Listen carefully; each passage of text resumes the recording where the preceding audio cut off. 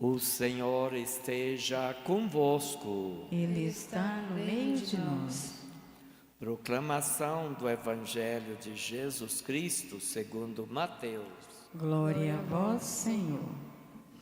Naquele tempo disse Jesus: Ai de vós, mestres da lei e fariseus hipócritas, vós sois como sepulcros caiados, por fora parecem belos, mas por dentro estão cheios de ossos de mortos e de toda podridão. Assim também vós, por fora pareceis justos diante dos outros, mas por dentro estáis cheios de hipocrisia e injustiça. Ai de vós, mestres da lei e fariseus hipócritas! Vós construís sepulcros para os profetas e enfeitais os túmulos dos justos, e dizeis: se tivéssemos vivido no tempo de nossos pais, não teríamos sido cúmplices da morte dos profetas. Com isso, confessais que sois filhos daqueles que mataram os profetas. Completai, pois, a medida de vossos pais. Palavra da salvação. Glória a vós, Senhor.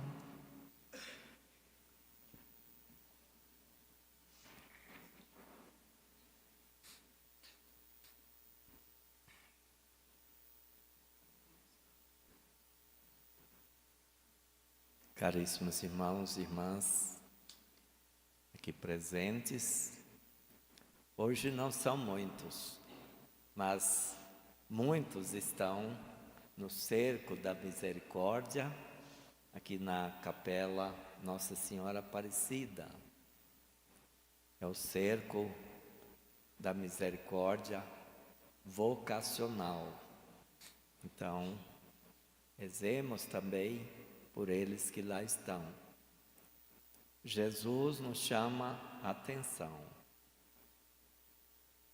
Ele combate a hipocrisia dos fariseus, dos doutores da lei, daqueles que ensinam o povo. Combate também a nossa hipocrisia. Nós não podemos parecer aquilo que não somos. Isso que chama hipocrisia. Nós não devemos, durante o exercício da nossa vida, atuar como atores e atrizes que representam outra coisa. Jesus disse: ai de vós. Em outras palavras, malditos, porque parecem ser por fora uma coisa e por dentro são outra coisa. Começando pela interpretação que fazem de si mesmos ao atuarem. Nós somos puros, nós somos perfeitos, nós não somos como nossos pais que mataram os profetas.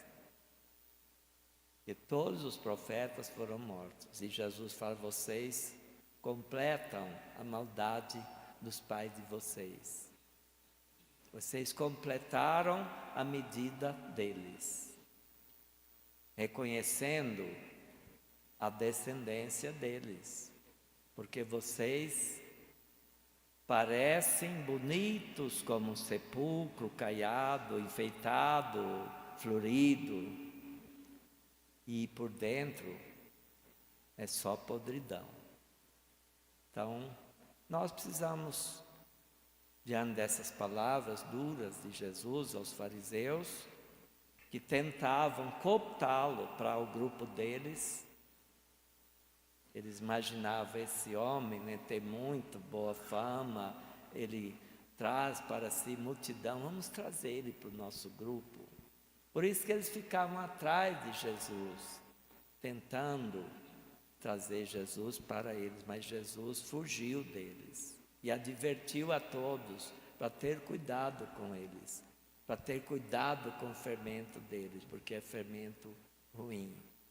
Então, devemos viver na simplicidade, ser o que nós somos, ter a cara feia que nós temos, não querer ser outra coisa.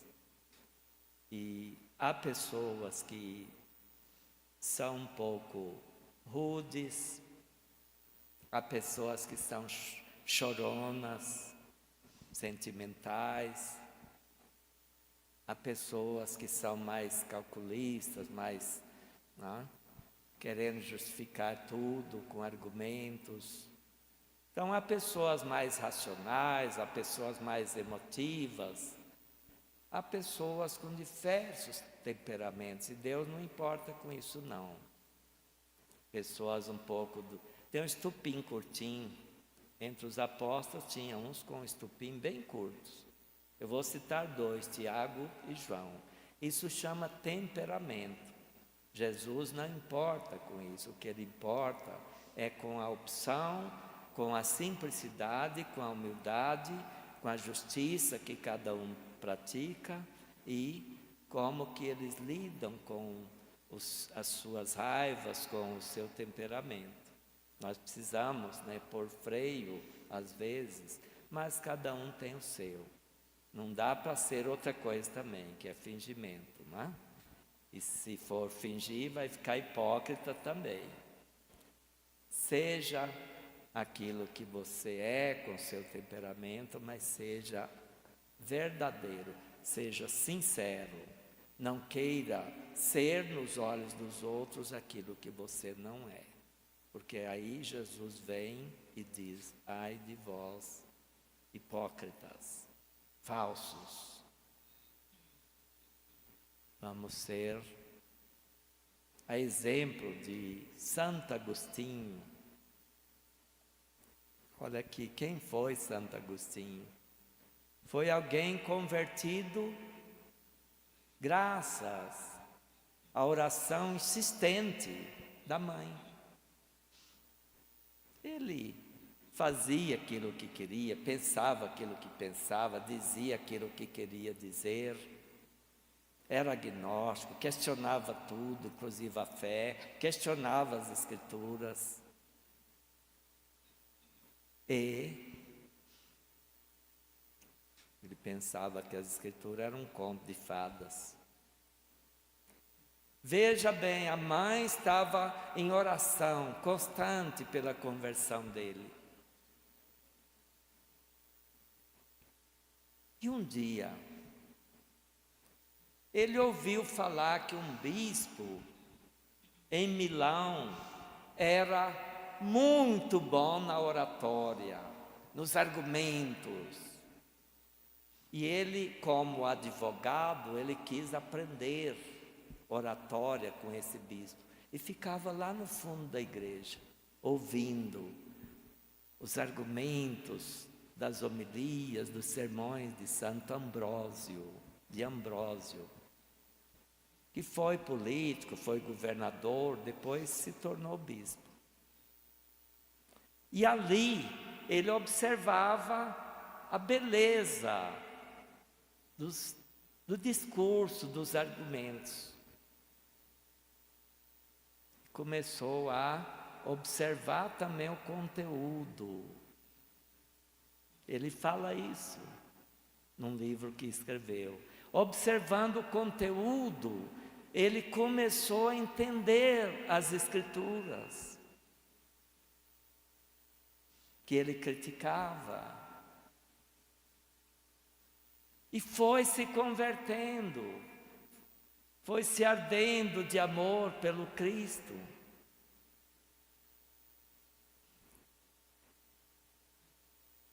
foi falar com o bispo. O bispo o instruiu, o batizou e, de repente, ele era bispo também. Escreveu um monte de livros sobre a doutrina cristã. A igreja aprende muito com Santo Agostinho sobre a Trindade, esse grande mistério. Sobre a catequese. No ano 404, olha aqui, 404 anos depois de Cristo, ele escreveu um livro para instruir os catequistas. Porque um catequista tinha dificuldade, porque a catequese para a primeira Eucaristia, para o batismo era 2 anos seguidos, todos os dias. E o catequista falou: meus alunos, meus catequizandos são um pouco entediados. Eu não sei o que faço para deixá-los mais animados. Ele escreveu um livro chamado De Catechizandis Rudibus, os rudimentos da catequese. Os catequistas de hoje podem comprar esse livro, chama Instrução dos Catecúmenos. Ele dá inclusive o conteúdo da catequese, desde o início das Escrituras até os dias de hoje. Ou seja, toda a história da igreja, dos santos padres, o sofrimento da igreja, as perseguições, os martírios.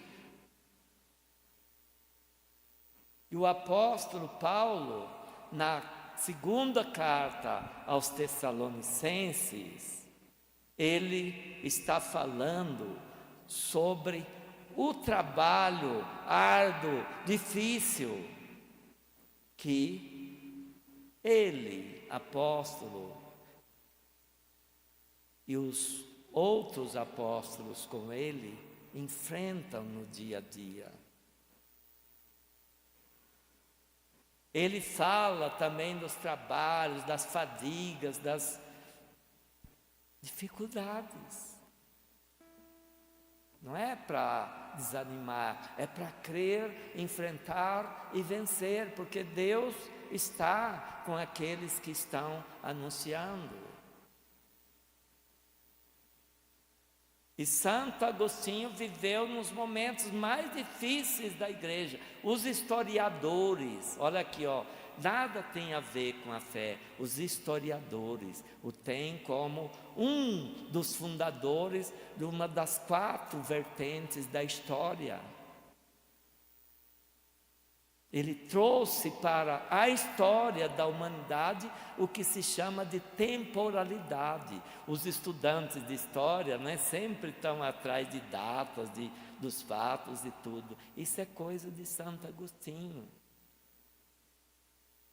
4 vertentes principais da história, uma é a de Santo Agostinho.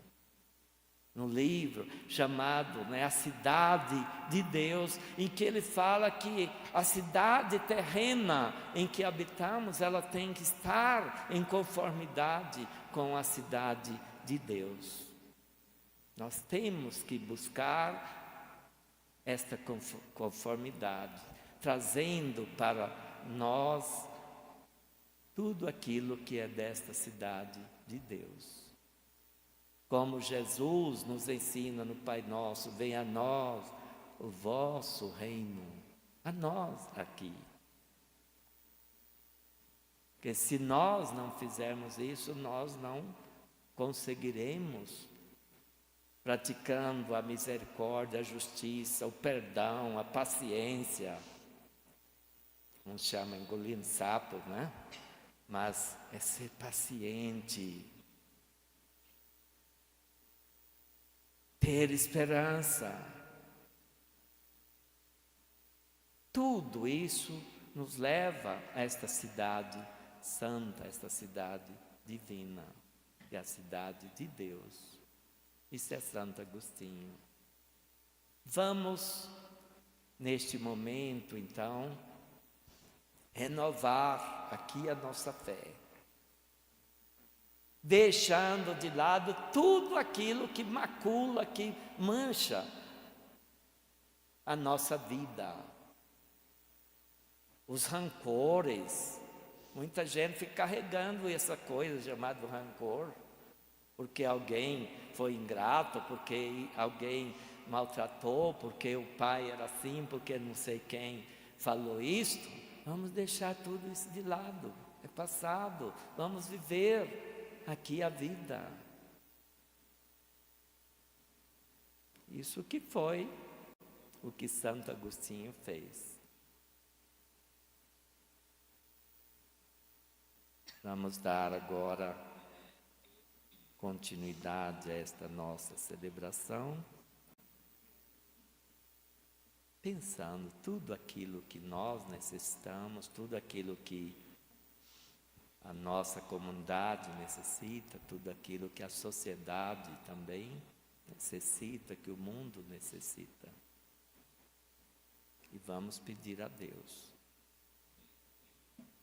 que a situação do mundo não está sem perigo, não. Guerras, ameaças, as piores coisas.